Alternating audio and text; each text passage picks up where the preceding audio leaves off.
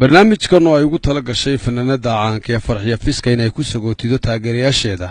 ayaa ka baaqday show ay ugu tala gashay inay kaga farxiso hawlo shaqo ay ugu maqnayd magaalada Sheekh iyo sidoo kale magaalada Berbera. Farxiyo oo la hadlaysa taageerayaasheeda isla markaana u sheegaysay inay aad uga xun tahay oo ay u qaban doonto show aad u ballaaran oo ay isugu iman doonaan fanaaniin. Salaamu calaykum waa idin salaamo dhammaan reer Soomaaliland meel kasta aad joogtiin gaar ahaan reer Hargeysa. waxaa jira showgii sagootinta oo doonaya inaan qabto laakiin suurtagali waaye sababta oo ah shaqan ku maqnaa ma joogin Hargeysa waxaan jira Sheekh Berbera oo shaqa ugu maqnaa kadibna waxaa dhacay daadad aad u fara badan oo aan ka soo moodi weynay adinkaan arki doona duulaha idmo oo xafladda ay u baaqatay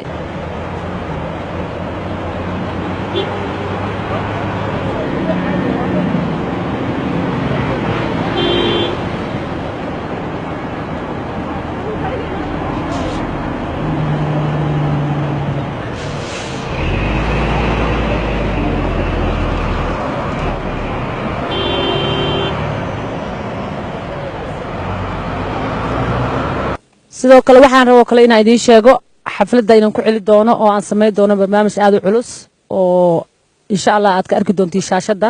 hoolka lagu dhigi lahaa iyo wax walba iyo fanaaniin cusub heeso cusub iyo fanaaniin aad uga heli doontiin oo ila dhigi doono xafladaas marka waxaan idin leeyahay reer Soomaaliland meel kasta aad joogtiin gaar ahaan reer Hargeysa inaad raali noqotiin sababtoo ah qadar Allah ayaa dhacday